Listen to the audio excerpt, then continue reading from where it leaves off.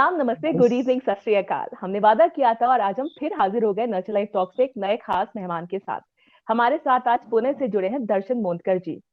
दर्शन मोंदकर एक पॉलिटिकल और social commentator हैं, एक उम्दा राइटर हैं और लीडिंग न्यूज़पेपर मैगजीन्स में कॉलमनिस्ट हैं। एंड बाय प्रोफेशन ये एक इंजीनियर हैं। दर्शन, आपका बहुत बहुत स्वागत है नर्चर लाइफ टॉक्स में। Thank you sir. तो मैं हम आज कुछ हमारी बातों का आगाज, प्लीज प्लीज बोलिए। ना ना, गो ऑन। तो आज मैं हमारी बातों का आगाज एक शेर के साथ करना चाहूंगी। मजरू सुल्तानपुरी साहब की शेर है। मैं अकेला ही चला था जानिबे गालिब मगर, मैं अकेला ही चला था जानिबे मंजिल मगर, लोग साथ आते गए और कारवां बनता गया। दर्शन, शुरुआत करते हैं हम अपनी बातों के सिलसिले से। आपकी शुरुआत कहाँ से हुई, कैसा था आपके बचपन का सफर? शुरुआत in the sense nursing home से हुई। Jokes apart, I am sorry, I am this habit of doing this. तो बचपन का सफर काफी अच्छा था। आई मीन ऑनेस्टली बोलूं तो मुझे बचपन का बहुत कुछ याद नहीं है। मुझे वो याद है जो 20 लोग इकट्ठा होते हैं और मम्मी बताती है कि ये बचपन में ऐसे हाँ। ऐसे करता था। तो वो सब मुझे याद है। Hmm. That was like when I was really a ओ- चाइल्ड, मतलब you know going to the extent of like telling my, मतलब जब मैं शादी हो रही थी तो वाइफ के पेरेंट्स को बोल दिया कि ये बचपन में पापा की बड़ी वाली शर्ट पहन के ना लड़कियों की तरह एक्टिंग करता था मिरर के सामने। तो ये मुझे बचपन का याद है। वैसे नॉर्मल स्टफ तो जो चलता है वो तो चलते ही रहता है, लेकिन मैं काफी बदमाश था बचपन में, ऐसे कहते हैं। अच्छा, ऐसा कहते हैं। तो ऐसा कहते हैं। किस शहर में आपकी मानता पैदाइश नहीं। हुई, कहाँ आपकी परवरिश हुई? कुछ अपने घर के बारे में, अपने माता पिता के बारे में, अपने भाई बहनों के बारे में हमारे दर्शकों को बताइए। Sure, Thane, which is a suburb of Bombay, not really a suburb, an extension of Bombay, तो वहां पे पैदाइश हुई। What is the other question? बाकी क्या था? भाई आपका बहन, घर, राइट? तो आपके एक माता बड़ा पिता, भाई है। आपके भाई बहन, वो घर कैसा था, उस घर का इंटरेस्टिंग। किरदार क्या था जहाँ आपकी परवरिश हुई? और मैं जहां बॉर्न हुआ तो वो एक काफी छोटा सा घर था जिसमें 8 लोग रहते थे। तो that was like my father, his brothers, फिर उनकी बीवियां, मेरे मेरी मम्मी, मेरा बड़ा भाई। हाँ। तो it was a big joint family in a single room with, I, थोड़ा थोड़ा याद है मुझे कि मैं काफी छोटा था तब। और मेरे बर्थ के हम्म। ऑलमोस्ट एक आध साल में हम लोग वहां से शिफ्ट हो गए because it was too small for everybody. Hmm. तो हम्म। हाँ, तो हम्म। आई मीन थोड़ा थोड़ा एसेंशन हुआ है। फर्स्ट एक सिंगल रूम जिसमें बहुत सारे लोग रहते थे, टू रेंटल प्लेस जो 1 रूम किचन था। हम्म। फिर एक बेडरूम ऐड हो गई तो 1 बेडरूम किचन हो गया। तो धीरे धीरे जैसे जैसे बड़ा होता गया वैसे वैसे घर भी थोड़ा थोड़ा बड़ा होता गया। वाह, क्या बात है। सबसे अहम याद कौन सी है आपके बचपन की? थाने में कैसी वो एक कौन सी याद है जो आपके बचपन को समअप कर देती है?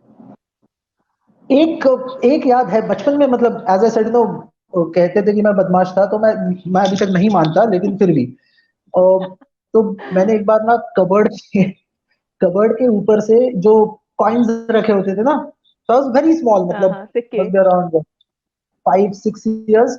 तो मुझे चॉकलेट चाहिए थी, तो कबर्ड के ऊपर कॉइन्स अच्छा। पड़े थे, तो मैंने वो हम्म। उठाए अपने शॉर्ट्स के जेब में डाले। और हाँ। छोटा सा, मतलब वो एरिया भी बहुत छोटा था, तो घर के बाहर ही दुकान थी, तो वहां पे जाके चाचा से उनको सारे कॉइन्स पकड़ाए और उनको बोला चॉकलेट दो। तो actually there were lot of coins, मुझे पता नहीं चला क्योंकि मैं छोटा था, लेकिन काफी कॉइन्स थी, तो बहुत सारी चॉकलेट्स आ गई। और फिर हाँ। जो मेरी शॉर्ट्स की जो जेबें थी ना वो कम पड़ गई, तो मैंने उसमें ठूस तो दी थी चॉकलेट्स। वापस आते आते मम्मी आ गई नीचे, और मम्मी ने पूछा कि तूने वहां से पैसे उठाए? तो मैंने कहा नहीं। तो उन्होंने कहा जेब में क्या है? तो मैंने कहा कुछ नहीं। और जेब, and it was so obvious, मतलब जेबें ऐसी इतनी बड़ी बड़ी फूली हुई थी और मैं कह रहा था कुछ नहीं है। और एक आध ना एक्लेयर उसमें से बाहर भी पीक आउट कर रही थी। तो हाँ। हाँ। तो मम्मी ने कहा तूने चॉकलेट्स के लिए लिए ले राइट पैसे? तो मैंने कहा हाँ। मम्मी ने कहा कि मांग के लेता। राइट। तो ये अहम याद इसलिए है क्योंकि उस टाइम मुझे ये पता चला कि मांग के काफी सारी चीजें मिल जाती है, और अगर ना भी बिल्कुल। मिले तो कोई मजबूरी होगी जिससे नहीं मिलती है। तो it was a big learning lesson for me. तब से आज तक मैंने ऐसी कोई चीज छुपा के नहीं करी। जो मैं बता के कर क्या बात सकता है। हूँ वो मैं करता हूँ, जो मैं बता के नहीं कर सकता वो मैं नहीं करता। और मैं बहुत कुछ बता के करता हूँ, मतलब काफी क्या क्या एक्स्ट्रा बात भी है। कर लेता हूँ बता के, लेकिन बता के। हम्म। तो एक लाइफ का लर्निंग लेसन हो गया था वो। दूसरा सवाल इसी से बहुत ज्यादा कनेक्टेड है दर्शन, कि जिंदगी किस नजरिए से आपको जीना सिखाई गई, देखना सिखाई गई। क्या आपको सीख मिलती थी अपने घर से? आपने बहुत खूबसूरत बात हम लोग के साथ शेयर करी कि चीजें मांगने से मिल जाती हैं, और नहीं मिलती तो उनके पीछे कोई ना कोई वजह जरूर होती है, कोई मजबूरी जरूर होती है। बहुत बहुत खूबसूरत सीख है ये। तो जिंदगी किस नजरिए से आपको जीना सिखाई गई, देखना तो सिखाई गई, जीना एक्चुअली सिखाई गई? मेरी मॉम काफी लिबरल थी, है, rather hmm. She still very liberal. और मेरे डैड का उतना इन्फ्लुएंस था नहीं हम लोगों के ऊपर, क्योंकि वो बिजी थे, एज आई सेड कि हम जैसे जैसे बड़े होते गए तो घर भी बड़े होते गए, तो उनमें वहां पे उनका कंट्रीब्यूशन बहुत है। हम लोग के हम्म। बड़े होने में कंट्रीब्यूशन मम्मी का ज्यादा है। तो जी। वो काफी लिबरल थी, तो उन्होंने बहुत कुछ बचपन से सिखाया, मतलब सिखाया इन जैसे जो ग्रूमिंग होती है ना, कोई कुछ ऐसे यू नो ठीक से बोला जाए तो उन्होंने सिखाया ये कि सीखा कैसे जाता है, क्या सीखा हम्म। जाता है। ये नहीं बताया कि ये करना है ये करना है, उन्होंने ये बताया कि सही और गलत की पहचान करना सीखो, ना कि ये बताओ कि हम्म। सही क्या है और गलत क्या है, जो यूजुअली हम लोग बोलते हैं ये मत करो ये गलत है। तो हम्म। मतलब एक इंसिडेंट बचपन का ही है। मैं स्टोव जो गैस स्टोव रहता था वो केरोसिन वाला होता था पहले। तो मैंने हम्म। मम्मी को पूछा कि तीन पैरों ये वाला, ब्लू कलर तीन की पैरों आग है। वाला। हाँ, हाँ 3 हाँ। पैरों वाला। तो आग हम लोग जो देखते थे वो येलो या ऑरेंज कलर की रहती थी, लेकिन उसकी जो स्टोव की जी। जो आग रहती है वो ब्लू कलर की होती है। तो मैंने मम्मी को पूछा कि ये जी। ब्लू कलर की आग है, राइट? तो ये क्या है? तो उसने कहा ये भी आग है। तो मैंने कहा ये तो गर्म नहीं दिख रही है, ये ब्लू है, राइट? तो ब्लू तो ठंडा होता है ना, पानी वगैरह ब्लू होता है। तो मैंने कहा ये तो गर्म नहीं दिख रही है, हाथ डाल के डालूंगा तो जलेगा? हाँ। तो मम्मी ने कहा कि हाँ ऑफ कोर्स जलेगा। तो मैं कहा डाल के देखूं? मम्मी ने कहा डाल दो। तो जब जैसे मैंने उंगली, ऑफ कोर्स मैंने डाला नहीं हाथ, जैसे मैंने उंगली पास में आई तो गरम गरम फील हो गया, मुझे पता चल गया कि क्या है। तो बेसिकली हम्म। ये कहना चाहता था कि जो सही और गलत है वो बताया नहीं, सीख लो अपने आप। सीखना कैसे है वो समझाया। क्या तो दैट बात वाज है, अ वेरी क्या इंटरेस्टिंग बात है। थिंग। मतलब आपके बचपन से ही आपके प्रैक्टिकल क्लासेस चल रहे थे कि करके सीखो बेटा, हम तुम्हें कुछ नहीं बताएंगे। क्या बात है, या, क्या बात है। It's beautiful. अच्छा, घर में क्या प्रेशर था? जैसा कि आमतौर पे 90% 80% इंडियन फैमिलीज के घर में होता है कि डॉक्टर बनना है, इंजीनियर बनना है। अ, आप उस प्रेशर, अगर वो प्रेशर था आपके घर में, तो आप उस प्रेशर से कैसे उभरते थे? प्रेशर तो था। प्रेशर हम्म। ये नहीं था कि डॉक्टर बनना है इंजीनियर बनना है, कुछ तो बनना है, ये प्रेशर था। और उस टाइम पे this is what 80s 90s की बात है, तो उस टाइम पे फील्ड्स भी कम थे। कि हम्म। जैसे आज बहुत सारी फील्ड्स ओपन आउट हो गए लोगों के पास, जी। तभी ये था कि जी। जैसे अगर राइटर बनना है तो भाई तुम्हें एक झोला लेके वो कुर्ता पहन के झोला लेके बिल्कुल। दाढ़ी बना के यहाँ वहां घूमना है। बिल्कुल। सो इवन इवन जी। At that point of time somebody wanted to be an actor, तो वो ये नहीं हाँ। बोलता था कि मुझे नसीरुद्दीन शाह बनना है, वो ये कहता था कि मुझे हम्म। अमिताभ बच्चन बनना है। तो पॉपुलर क्या बात। चीजों को बनना, ट्रू। ये बिल्कुल। एस्पिरेशन रहता था। और हमारे यहाँ पे वो पॉपुलर चीजें थोड़ी कम थी उस टाइम पे। तो प्रेशर जी। था, प्रेशर ये था कि या तो इंजीनियर बनो या तो डॉक्टर बनो, या तो अगर कॉमर्स में जा रहे हो तो बैंकिंग के टॉप इस पे बनो कुछ, तो मतलब ये नहीं कि हम्म। बीकॉम किया और कहीं पे अकाउंटेंट बने। तो प्रेशर हम्म। था, लेकिन एक्चुअली वो प्रेशर लगा नहीं, क्योंकि रैट रेस का प्रेशर नहीं था कि इतने हम्म। मार्क्स लाने हैं, वो कभी प्रेशर नहीं बिल्कुल। था।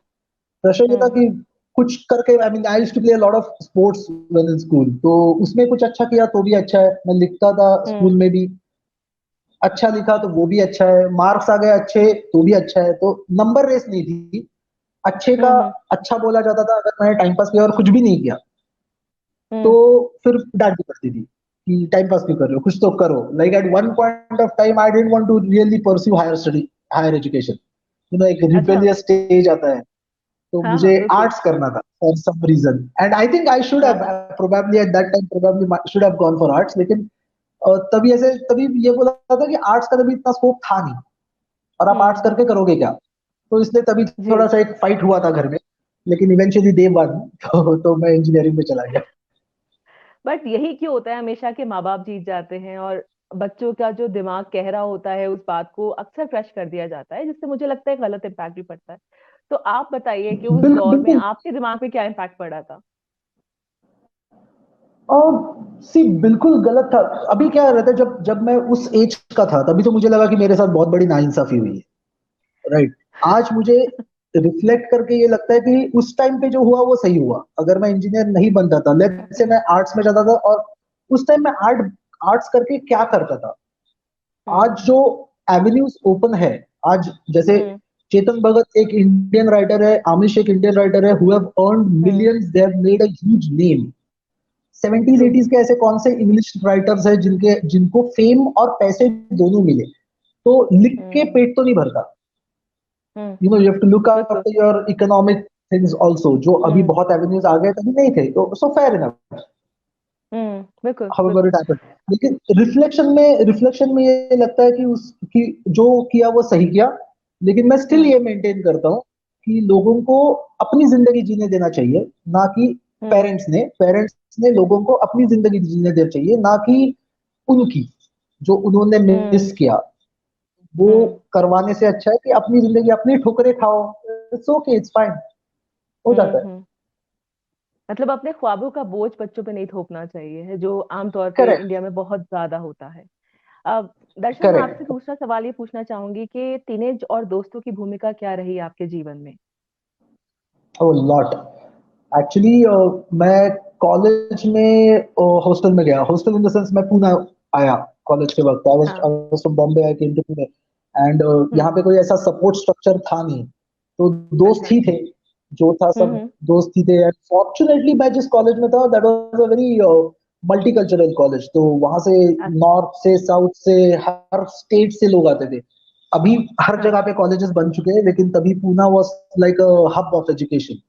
तो काफी हम्म। सारे लोग हर जगह से, तो मेरे ऑल ओवर मतलब सारे इंडिया भर से, right from Kashmir to Kanyakumari, दोस्त मिले, हम्म। कल्चर्स दिखे। जो मेरा पहले का हम्म। बॉम्बे का जो शेल्टर्ड ये था, ग्रोथ थी, वो एकदम से सारा जी। क्रैक हो गया। Another thing hmm. Was I was on my own. हर बार पापा के पास रोते तो हम्म। नहीं जा सकता था, तो दैट वाज आल्सो बिल्कुल। फ्राउंड अपॉन, तो सीखना पड़ता था कुछ सब कुछ। तो तो वो लॉट कैसा ऑफ लगा? इन्फ्लुएंस, क्योंकि लॉट। मैं आपसे, आपने जो अभी बात कही मैं उसी से एक सवाल पूछना चाहूंगी आपसे कि आपने बोला कि कश्मीर से कन्याकुमारी तक के सभी लोग थे मेरे हॉस्टल में, और मैं पूरे इंडिया के साथ जीता था। तो 90% हाँ। हमारे हम आज भी हमारे देश की एक बहुत बड़ी प्रॉब्लम ये है कि हम लोग कुएं की मेंढक हैं। हम लोग अपने मोहल्ले से दूसरे मोहल्ले में जाना पसंद नहीं करते हैं। आपको क्या सीख मिली पूरे हिंदुस्तान के साथ जीने में? तो कल्चर्स तो अमेजिंग है, उनकी आदतें अमेजिंग है, उनकी माइंडसेट अमेजिंग है। मैं एक्चुअली माइंडसेट्स के बारे में जो फैसिनेशन मुझे हुई वो वहां पे हुई, हम्म। क्योंकि जैसे मैंने कहा कि हमारे कॉलेज में बहुत सारे जगहों से बहुत सारे लोग आते थे, एक जी। जगह से नहीं आते थे, वो था बॉम्बे। क्योंकि जी। बॉम्बे में बहुत सारे कॉलेजेस ऑलरेडी थे। ऑलरेडी है। तो होता ये बिल्कुल। था कि ऑलरेडी है, तभी भी थे अभी भी है। हाँ। तो जी होता जी। क्या था कि जब यहाँ सारे लोग आते थे वो अपने अपने ग्रुप में रहते थे। जैसे कश्मीरियों का एक ग्रुप होता था, पंजाबियों का एक ग्रुप हाँ। होता था, दिल्ली वालों का अलग से ग्रुप होता था। बॉम्बे का ग्रुप नहीं था, क्योंकि बॉम्बे के लोग ही नहीं हाँ। थे। 4-5 लोग थे बॉम्बे के, वो भी हॉस्टल में नहीं रहते थे, किसी के अंकल वंकल होते थे यहाँ पे, इसलिए आए होते थे। तो जी। I use to hop from every group. तो मैं काफी हम्म। सारे ग्रुप्स में मिलके, एंड थैंकफुली उन्होंने भी मुझे अकोमोडेट किया उस टाइम पे। अब आज हम्म। पता नहीं शायद करे ना करे, लेकिन तभी तो किया था। तो तो वो जो मुझे एक्सपीरियंस मिला, all these hmm. Different kind of cultures, जो डिफरेंट हम्म। आदतें होते हैं, वेरी टिपिकल। लोग कहते हैं कि स्टीरियोटाइप मत करो, लेकिन स्टीरियोटाइपिंग है। उस टाइप के लोग, hmm. They think a bit differently. Delhi वाले think a bit hmm. Differently, उनकी आदतें अलग रहती है, उनकी सोच अलग रहती है, लोगों की हम्म। तरफ देखने का नजरिया अलग रहता है। सो हम्म। या दैट काइंड ऑफ। जब हॉस्टल में थे तो बहुत आजादी मिली होगी, फैमिली से दूर, माँ बाप से दूर, माँ बाप के पास रोने भी नहीं जा सकते थे और आजादी भी भरपूर थी। तो कभी आजादी का गलत इस्तेमाल करने की कोशिश करी? कोशिश करी। करते ही थे। कोशिश नहीं, मतलब हाँ, आजादी का गलत इस्तेमाल किया, बहुत सारा किया। बिल्कुल किया, पछतावा भी हुआ बाद में। मतलब उस टाइम पे बहुत मजा आया, बाद में जाके पछतावा हुआ। तो हाँ, एक्चुअली आजादी इसीलिए अच्छी होती है, क्योंकि you hmm. Learn a lot. आप खुद से गलतियां करते हो, खुद से सीखते हो, लेकिन आपने बोला कि बचपन से आपके साथ वही रवैया था आपके पेरेंट्स का भी कि खुद से करो, खुद से सीखो, फिर आप बिल्कुल आजाद हो गए। हम्म। तो आप इन दोनों दुनियाओं ये दो दुनिया है, एक घर की दुनिया है, एक हॉस्टल की दुनिया है, उसको आप कैसे कंपेयर करोगे? उन दोनों को आप कैसे तो एक्सप्रेस करोगे अपने वर्ड्स में? घर में फॉल बैक था। घर घर हम्म। में रहता था। अगर मेरे से गलती हो गई तो उसको बचाने वाला कोई तो था। अच्छा। सपोर्ट स्ट्रक्चर था। कॉलेज में हाँ। कोई बचाने नहीं आता था, अपना अपना खुद बचाव करना पड़ता था। एंड हॉस्टल लाइफ में काफी हद तक बचाव करना पड़ता है अपना। हम्म। हम्म। वो भी मतलब अर्ली अर्ली 90s वाला हॉस्टल था। हाँ, अर्ली 90s वाला हॉस्टल, बिल्कुल। उस टाइम में कम ही लोग जाते थे, जाते तो थे, जाहिर सी बात है, लेकिन अब तो एक क्रेज है कि हर छोटे शहर का बच्चा एक हॉस्टल की जिंदगी जीना चाहता है। बड़े शहरों के भी चाहते हैं, लेकिन छोटे शहरों के लिए वो बहुत बड़ा एक्सपोजर होता है, बड़े शहर के हमें हॉस्टल में जाके पढ़ना है। हॉस्टल का सबसे बड़ा सबक क्या मिला आपको हॉस्टल लाइफ का? हॉस्टल का सबसे बड़ा सबक यही मिला कि एक टाइप के लोग नहीं होते, बहुत सारे टाइप के लोग होते हैं। और गलत और सही ये ब्लैक एंड व्हाइट नहीं होता, बहुत ग्रे हम्म। एरियाज होती है। मतलब ऐसे नहीं होता कि एक आदमी पूरी तरह से खराब है और एक आदमी पूरी तरह से अच्छा।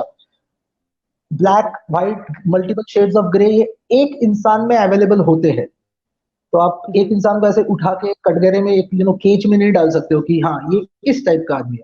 ही माइट सरप्राइज यू बिल्कुल। And be something completely different एक अलग सिचुएशन में। ये बहुत जी। एक बड़ा सबक मिला वहां। बहुत बहुत बेहतरीन। करियर चूज खुद किया या फिर पहले से तय हो चुका था कि इंजीनियर बनना है, और उस प्लान ऑफ एक्शन के तहत आप चल रहे थे?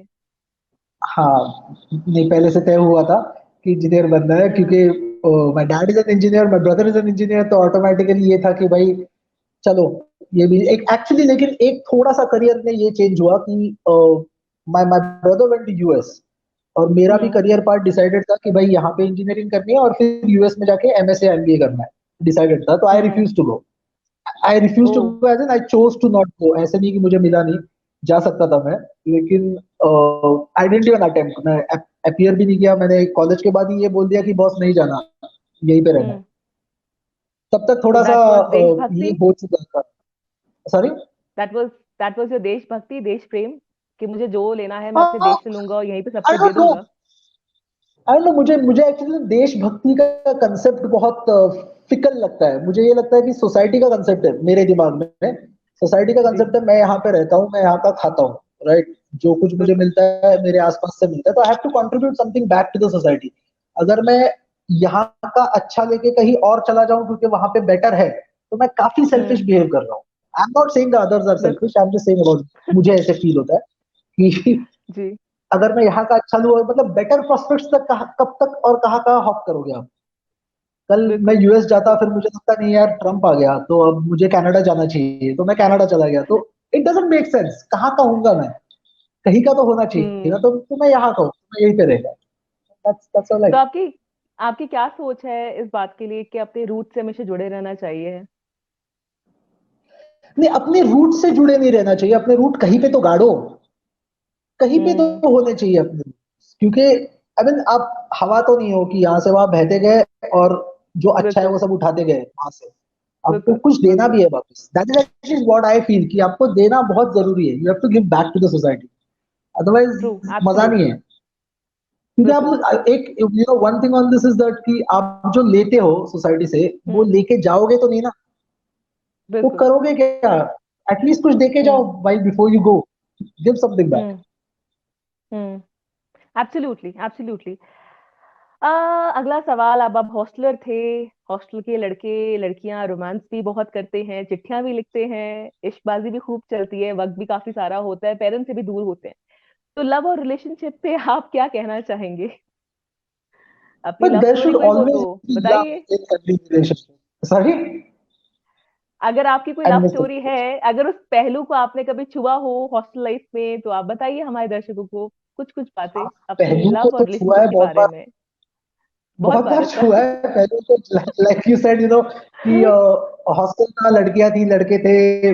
और सिर्फ हॉस्टल नहीं था। आई मीन मैं मैकेनिकल में था और मैं जिस कॉलेज में हाँ। था वहां पे हमारी पूरी ब्रांच में एक लड़की थी। तो अच्छा। मैकेनिकल इंजीनियर्स जो रहते हैं वो काफी दुर्भाग्यशाली होते हैं, दे आर वेरी डिप्राइव्ड तो काइंड ऑफ आपने अभी एक पब्लिक। लाइन में एक्सप्लेन कर दिया कि एक अनार 100 बीमार वाला हिसाब किताब था आपके क्लास में। सीरियसली, आई मीन उसकी जर्नल लिखने को लाइन लगती थी यार, 100 लोगों की, 100 लोग ऐसे लगे रहते थे, मैं लिख के देता हूँ, मैं लिख के देता हूँ। कंपटीशन बहुत स्टिफ थी, लेकिन फॉर्चुनेटली पुणे में एक गर्ल्स कॉलेज था, अच्छा। तो और मेरे पास बाइक थी, तो एडवांटेज था उतना, तो वो काफी एडवांटेज लिया उस टाइम पे। लेकिन आई मीन ऐसे कोई स्पेसिफिक स्पेशल लव स्टोरी नहीं हुई, कोई specific special, I hmm don't think I am a guy who falls in love so easily, तो इतना पट हम्म। करके प्यार नहीं होता। उस अच्छा। टाइम पे भी मेरा थोड़ा सा एक दिमागी वाला लव था कि यहाँ पे अपील होना चाहिए, तो वो कॉलेज में कमी होता हाँ। है, अपना ही नहीं चलता दूसरों को क्या देखेंगे। तो आपके एक्सपेक्टेशंस बहुत हाई थे। नहीं, तो एक्चुअली बहुत लो थे मेरे एक्सपेक्टेशंस, मैं कुछ ज्यादा एक्सपेक्ट नहीं करता था, घूमने घूमने आ गए तो बहुत हो गया उतना। वाज बिल्कुल क्वाइट बिल्कुल। Happy with that. So what is your take on love as per an Well, love engineer's is mind, important. a practical mind? Yeah. Love is important, as I said कि हर relationship में love होना जरूरी है, and हर relationship में it's not only about a बिल्कुल couple, it's not about only the spouses, it's about your बिल्कुल। Your kid, your parents, love होना जरूरी है, बेशक क्योंकि अगर प्यार नहीं होता बेशक। तो प्यार से एक थोड़ा सा अनकंडीशनल चीज आ जाती है उसमें। Not all love hmm is unconditional, लेकिन अनकंडीशनल एक थोड़ी सी चीज आ जाती है कि आप थोड़ा एक्स्ट्रा कर देते हो किसी के लिए, या कोई आपके हम्म लिए, और एक ब्लाइंड रिलायंस रहता है किसी पे कि दिस हम्म। इज, इस पे मैं बैंक कर सकता हूँ, whatever happens this person will stand by me, तो वो हम्म। थोड़ा सा जरूरी होता है, I think that's important. So Darshan, the next question is very important, क्योंकि जब आपने अपनी इंजीनियरिंग खत्म करी होगी तब तक स्टार्टअप्स का दौर आ गया था। बहुत सारे लोग अपने स्टार्टअप शुरू कर रहे थे, तो आपका माइंडसेट क्या था कि जॉब करनी है या खुद के लिए कुछ करना है? तो मुझे जॉब नहीं करनी थी, I was definitely not interested in the job, क्योंकि वो जो मशीनरी है ना, उसके उसमें हाँ। जाके और एक गियर नहीं बनना था मुझे, I wanted to do something hmm different, अभी क्या डिफरेंट करना था वो पता नहीं था। अच्छा, by by the way I passed out in 98, तो उस टाइप पे स्टार्टअप्स इतना नहीं आया था, हम्म। so startups were not ठीक है। that popular आपने at that time. In fact, internet came in 96 97, became popular बिल्कुल in India बिल्कुल। around इन 96। इंडिया। तो लेकिन उस टाइम पे इंटरनेट का काफी दौर चला था, तो आई वांटेड टू डू दौर समथिंग इन चला था। आईटी, आई अच्छा। Wanted to do something in IT for some reason, I don't know why. और there were couple of criterias, मुझे अपने डैड के साथ काम नहीं करना था, हम्म so I didn't want to join him in his business, and I did not want to do a job, तो मेरा थोड़ा सा तो थोड़ा ये था, तो हम लोग ने कुछ दोस्त मिलके we started working on in the field of ITs at that point of time, जो 2 साल अच्छा। तक चला, उसके बाद इंटरनेट सस्ता हो गया, तो एवरीथिंग गॉट शट ऑफ। तो हाउ वाज इट, क्या था एक्सपीरियंस जब बिजनेस आपने अपना एक ड्रीम खोला और वो ड्रीम बंद हो गया? तो क्या तब सोच थी पता उस वक्त चला। आपकी, क्या मैं कुछ अकेले खुद नहीं करूंगा, या फिर डर गए थे आप, क्या था? व्हाट वाज नहीं, दैट, एक्चुअली वो एक्चुअली सिचुएशन नहीं, क्या उससे थी? आंखें आंखें खुल गई थी उससे। एक्चुअली क्या हुआ कि you know as a novice who wants to get into business, जिसको बिजनेस हाँ। में एंटर करना है, उसको हमेशा ये लगता है कि मैं आज बिजनेस शुरू करूंगा, कल मेरे पास मर्सिडीज आएगी, परसों मेरा बंगला होगा, फिर हम्म मैं सूट पहन के टाई लगा के ऑफिस में जाऊंगा, बोर्ड मीटिंग चल रही होगी, लेदर चेयर हम्म पे ऐसे रॉकिंग करूंगा, और एक आधी सेक्रेटरी आके बोलेगी सर आपका फोन आया, और मेल्स अपने हम्म लिए टाइप करेगी। तो हम्म खुद बिजनेस करने के बाद पता चला कि ऐसे कुछ होता नहीं है। ये हम्म सबसे पहला सबक था, it's a lot of hard work. आज भी जब लोग ये बोलते हैं ना कि अरे यार वो क्या, उसका तो बिजनेस है, ये क्या, हम्म वो हम्म वहां पे कैसे पहुंचा है, ये पता चलता है। हम्म तो I very hmm. few times curse businessmen. Curse If businessman, you okay. really, I feel very few times I curse them. I don't like cursing them, क्योंकि मुझे ये नहीं लगता कि they do not contribute to the society, और वो hard work नहीं करते, वो बहुत हार्ड वर्क होता है उसमें, बहुत फाइनेंशियल रिस्क होती है उसमें, मतलब किसी किसी हम्म के घर डूब जाते हैं उसमें, और हम लोग बहुत हम्म लाइटली ले लेते हैं उसको, जो मैं भी लाइटली लेता था। मेरा जो फर्स्ट हम्म बिजनेस हुआ उसके बाद मुझे पता चला कि ये लाइटली लेने वाली बात है नहीं। इनफैक्ट प्रोबेबली आज मैं ये देखता हूँ कि आज मेरे जो लोग हैं, जो मेरे साथ काम कर रहे हैं, तो आई फील हम्म कि I owe them a lot from the way hmm. Of taking care of their families, तो उनकी रिस्पॉन्सिबिलिटी मेरे कंधे पे है, whereas if I'm ji. doing a job, सिर्फ मेरी रिस्पॉन्सिबिलिटी मेरे कंधे पे है, मुझे पगार मिल रही है, बिल्कुल तो 9 to 5 बिल्कुल बिल्कुल। पगार लो, ओवर टाइम किया, ओवर टाइम ले लो। अगर वो बिजनेस हम्म। चलता है या नहीं, ये मेरी रिस्पॉन्सिबिलिटी नहीं है, लेकिन इन दिस केस मेरी है। तो ये जो डिफरेंस है बिल्कुल। वो मुझे पता चला। बेशक बेशक। आपने दो किताबें भी लिखी हैं Darshan, behind every fortune, the scattered rainbow दूसरी किताब है आपकी। क्या कहना चाहते थे आप इन किताबों को जब लिख रहे थे? What was your thought in, आप क्या मैसेज लोगों तक पहुंचाना चाहते थे? और एक्चुअली एक किताब है, scattered rainbow is the book. वो जो बिहाइंड अच्छा। एवरी फॉर्च्यून है, that is a short story of 8 pages. वो मैंने अच्छा अच्छा, अमेज़न पे शॉर्ट ऐसे स्टोरी। टेस्ट के लिए डाली थी कि कोई पढ़ता है कि नहीं, तो पढ़ ली थी काफ़ी लोगों ने, क्या उससे बात काफ़ी है। एनकरेजमेंट भी मिली थी। And that's included in the scattered rainbow, so it's not a separate thing, it's already there in the अच्छा स्कैटर्ड रेनबो। अच्छा। अ, यू नो मेरा मेरा सोशल चीज़ों के बारे में देखने का एक अपना नज़रिया है, अलग है या नहीं है हम्म मुझे पता नहीं, लेकिन अपने खुद का एक नज़रिया है, जो मैं हर हर सोशल इश्यू को एक अपने तरीके से देखता हूँ। मुझे हम्म ये उस बुक के थ्रू मुझे मैंने what I have done is I have taken a lot of social issues, और मैंने हम्म फिक्शन के थ्रू उस बुक में से प्रेजेंट किया हुआ है, जिससे हम्म लोगों को एक अलग तरीके से उसी सिचुएशन को देखने का चांस मिले, और उसके बाद they hmm can you know think it up hmm themselves. उनको उनको जो सोचना है उसके बारे में वो हम्म खुद से सोच ले, लेकिन मेरा नजरिया हम्म मैंने उनके सामने पुट फॉरवर्ड किया हुआ है। सेकंड थिंग इज कि मुझे हम्म प्रवचन नहीं लिखना था, हम्म। मुझे प्रीच नहीं करना था, मुझे एक स्टोरी बतानी थी, प्रीच नहीं एक करना था। फिक्शनल। जी। हाँ, तो if I give a fictional take on something, you the reader जो पढ़ता है उसको, हम्म वो अपने आप अपना ये बना लेता है, जो भी हम्म। आइडियाज है वो point of view. He starts जी थिंकिंग। या जी। basically you should get people to start thinking, that is the whole point, rather than telling them again, absolutely. going back to my childhood, don't hmm. teach them what is right तो and wrong, let them start thinking. तो ये कहानी आपकी बचपन से निकली, आपके तजुर्बों से निकली, या फिर सिर्फ एक फिक्शनल कहानी थी? सोशल सोशल इश्यूज है, काफी सारी ओके। कहानियां मेरे से बहुत क्लोज हुई है, मतलब बहुत क्लोजली हुई है, हम्म। काफी नजदीक से छू के गई है। Some of the characters are my friends, some whom I know, okay. some whom I have observed, तो hmm. It's quite a mix, some are purely fiction, मतलब ऐसी हवा में से निकाली है, सो हवा में से। ठीक है। तो आप राइटर बाय पैशन है, इंजीनियर बाय प्रोफेशन है? अगर इन दोनों को फ्लिप कर दिया जाता तो आज आप क्या होते? I would have loved to be a writer by profession, लेकिन by passion and profession, लेकिन I don't think it pays that well. Hmm. At least I will not. I've started. My first book got published now. My career started अच्छा। 20 years back. 20 साल पहले मेरी career शुरू हुई. So basically my salary started हाँ। 20 years back. मेरी book आज छपी हम्म है, तो 20 साल तक हम्म। मैं भूखा तो नहीं रहता था ऑब्वियसली। so बिल्कुल। so yeah, I would have loved to be it if it had provided that kind of an income, लेकिन वो नहीं प्रोवाइड करता, तो तो आपको नहीं लगता सबको कि नहीं आप उस करता। एरा में गलत पैदा हो गए? आपको इस एरा में पैदा होना चाहिए था, because nowadays like writers are minting money, बहुत ज्यादा कमर्शियल राइटिंग भी है, लोग तो बहुत पैसे भी कमा रहे हैं। I know grass is always greener on the other side. I mean उस एरा में जो मैंने सीखा वो शायद इस एरा में मैं नहीं सीखता। मे बी आई बिल्कुल। Can write what I do right now because मैं उस एरा में पैदा हुआ हूँ। आज पैदा जी। होता है शायद मैं कुछ पपलू टपलू वाली कॉमिक बुक्स छापता, कुछ और लिखता, आई डोंट नो क्या हम्म। लिखता था मैं, लेकिन वो सब ये रिलेट करना बहुत मुश्किल हो जाता है। बिल्कुल बिल्कुल। दर्शन, एक बहुत नेक्स्ट सवाल बहुत पर्सनल है। आप दो बेटों के बाप हैं, लेकिन अक्सर आप अपने कॉलम्स में फेमिनिज्म को बढ़ावा देते हैं, देने की बात करते हैं। तो उसके बारे में आप क्या कहना चाहेंगे? मैं दो बेटों का बाप हूँ, इसीलिए मैं फेमिनिज्म को बढ़ावा देने की बात करता हूँ। अक्सर लोग फेमिनिज्म नहीं इज नॉट करते हैं। About women. I I know don't know, that, लेकिन इंडिया में ये बहुत बड़ी प्रोबेबली बहस का लोगों को मुद्दा है फेमिनिज्म दर्शन। समझ में नहीं आता। ओके। इंडिया हाँ में औरतों या को शाबाशी दी जाती है, थपथपाई जाती है।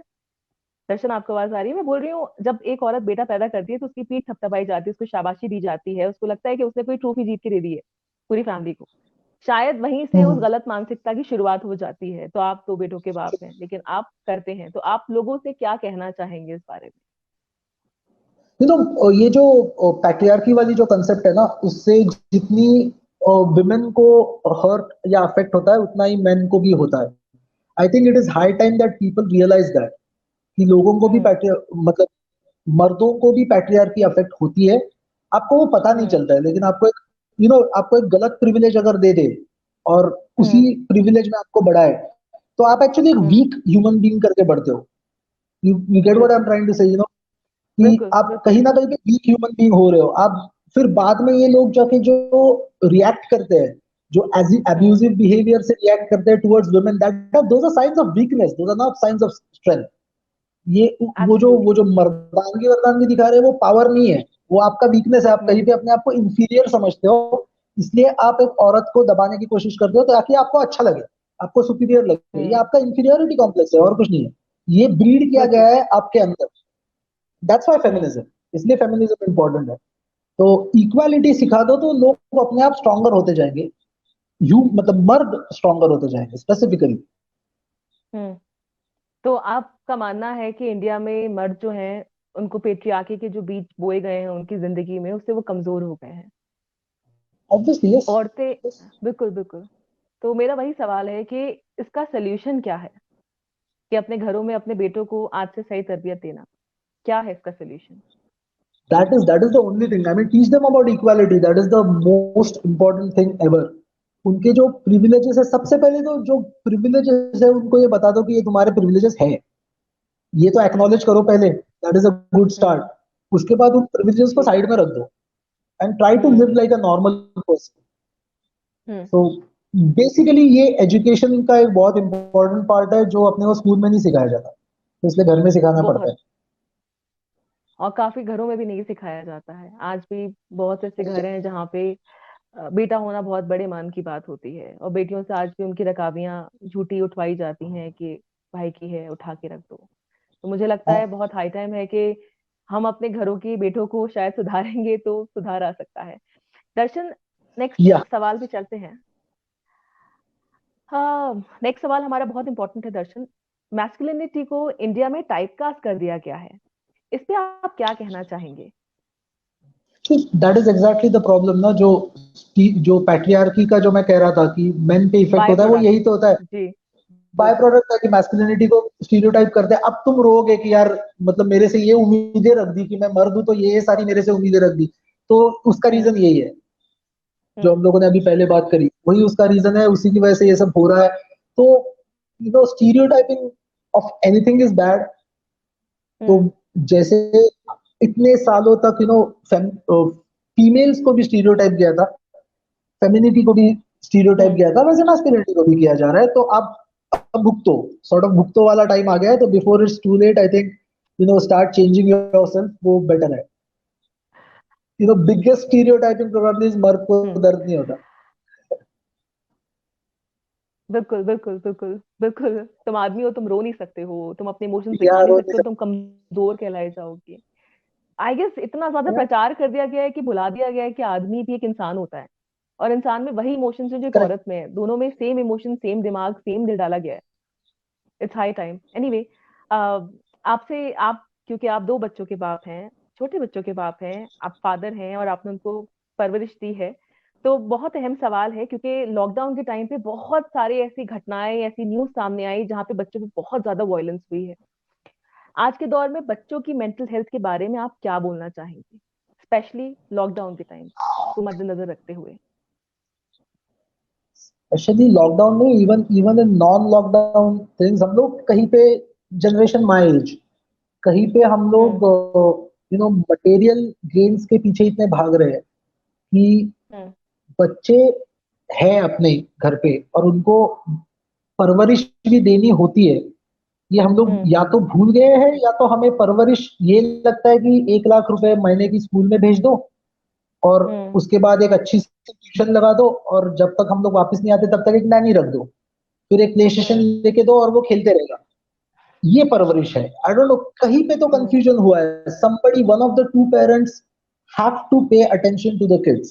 मुझे पता है कि it's hmm. Not easy living in bigger cities, financial constraints रहते हैं, लेकिन is it really important? I mean, तुम अगर उसको 1 लाख वाले स्कूल में नहीं भेजोगे तो ऑटोमेटिकली तुम्हारा फाइनेंशियल रिक्वायरमेंट कम भी तो होगा. तो बिल्कुल। कहाँ पे क्यों कॉम्प्रोमाइज, कहाँ पे कॉम्प्रोमाइज कर रहे हो? if I had a choice, I would have compromised on that school rather on hmm. my kid's parvarish. I would give better hmm. parvarish to my kid rather than send him to a posh school. तो हम्म। तो थोड़ा सा एक tricky वाला situation हो जाता है, लेकिन आई वुड से कि अपने बच्चों को बच्चों की तरह ट्रीट करना, ना कि अपना प्रोडक्ट है और इसको सवार के ग्रूम करके बाद में किसी लायक बनाना है। ये एंगल से देखने से अच्छा वो अपने बच्चे हैं, ह्यूमंस हम्म। है, और उनको अपने साथ लेके जाना है। ये वाला एंगल रखना थोड़ा बेटर रहेगा। बहुत खूब, इट्स ब्यूटीफुल। दर्शन, आपसे मैं चाहूंगी कि आप कोई खास मैसेज हमारे दर्शकों को दें। तो दैट्स डिफिकल्ट, मैंने प्रिपेयर नहीं किया है, तो मुझे पता नहीं। बिल्कुल आई कोई वुड बात ओनली नहीं। I would there are so many messages to give. I mean इतने सारे, जितनी चीजें तुम्हारे सामने होती है, सबसे पहले तो रिएक्ट करो यार। और रिएक्ट करो इन द सेंस ये हम्म। नहीं कि चिल्ला चिल्ली करो, आउटरीच करो और कैंडल लाइट लेके जाओ। रिएक्ट करो इन द सेंस उस टाइम पे तुम्हारे सामने वाली होने वाली चीज के ऊपर एक्शन लो। जाओ उसको हम्म। रोको या तो बात करो कुछ तो। हम्म। सिर्फ कैजुअल व्यूअर्स लेके आजकल एक एक्सीडेंट भी हो जाता है, सबसे पहले पब्लिक फोन निकालती है और वीडियो लेके यूट्यूब पे डालती है या फेसबुक पे डालती है, लाइव करती है, और उसके ऊपर शेयर्स और लाइक्स लेते हैं। वहां पे एक आदमी मर रहा है यार, that is more important, and this happens in everything around you. तो be interested in what is going on around you rather than being interested in only yourself. थोड़ा सा बाहर निकलो, दुनिया बहुत बड़ी है, तुम एक बहुत छोटे हिस्से हो, उतना तो हिस्सा साफ करो यार। So that is the message that I would like to give you कि get involved in whatever is going around you. बहुत इंपॉर्टेंट, सो मतलब ब्यूटीफुल। ये नहीं कि पड़ोसी के घर पे जाके इन्वॉल्व हो जाओ, आसपास सोसाइटी में जो इन्वॉल्वमेंट चाहिए वो करो, उसके लिए थोड़ा सा बेशक बेशक। enthusiasm। दर्शन, एक सबसे आखिरी सवाल मैं आपसे जानना चाहूंगी कि हर इंसान की जिंदगी में बहुत बदलाव आया है, प्री कोविड पोस्ट कोविड। तो आपकी जिंदगी में क्या बदलाव आया है और आप आज की जिंदगी को कैसे डिफाइन करना चाहेंगे? Honestly pre Covid post Covid इतना ज्यादा नहीं डिफरेंस हुआ है, थोड़ा थोड़ा ये हुआ है कि अ, मैं बेकार में बाहर नहीं जाता। लेकिन मैं हम्म। पहले भी नहीं जाता था। I didn't used to go to movie halls to watch movies, मैं मॉल्स नहीं जाता था। जब कुछ खरीदना है तभी जाता था, मतलब एवी टाइम पास करने नहीं जाता था। बाहर का हम्म। खाना ज्यादा नहीं खाता था, मैं खुद पहले भी कुक करता था, लॉकडाउन में भी किया है, अभी भी करता हूँ। सो बहुत ज्यादा डिफरेंस नहीं हुआ है, लेकिन हाँ एक मैंने चीज नहीं करी थी, घर की क्लीनिंग नहीं करी थी मैंने, क्योंकि वो मौसी आके करके जाती थी। तो वो मैंने करी हम्म। लॉकडाउन में, and I think did a pretty good job. लेकिन मुझे ये भी पता चला कि मैं नहीं कर सकता। तो जैसे ही हम्म। लॉकडाउन खत्म हो गया तो हम लोगों ने मौसी जी को वापस बुला लिया। So that was a nice thing। और मैं थोड़ा थोड़ा सा आत्मनिर्भर बनना सीख गया इन ठीक सम है। केसेस। बाकी ओके। या not much of a change to be honest. बहुत बहुत शुक्रिया दर्शन, हमारे शो का हिस्सा बनने के लिए। नर्चर लाइफ टॉक की तरफ से आपका बहुत बहुत शुक्रिया। और मैं अपनी बातों का सिलसिला एक शेर के साथ खत्म करना चाहूंगी। जिंदगी जिंदा दिली का नाम है। जिंदगी जिंदा दिली का नाम है। मुर्दा दिल क्या खाक जिया करते हैं। तो ये आपकी बातों और आपके जो जज्बा है और आपकी शख्सियत है उसके नाम है ये शेर। Thank you so much. So I'll take your leave now. Thank you for calling me. Thank you Yeah, so much right. Darshan. Bye. Okay, bye bye. दोस्तों, आप सबको दशहरे की बहुत बहुत बहुत मुबारकबाद। मैं इजाजत लेती हूँ आप सबसे, और मैं शुक्र अदा करना चाहूंगी हमारे सोशल मीडिया पार्टनर्स का। Motivate India society, women shine magazine, हालाते Lucknow, current media news, Lucknow pulse और वेलनेस सेंटर। बहुत बहुत शुक्रिया। हम लोग अगले हफ्ते फिर हाजिर हो जाएंगे एक नए खास मेहमान के साथ। आप सब लोग बुराई की जीत अच्छाई के साथ कीजिए। बहुत बहुत शुक्रिया।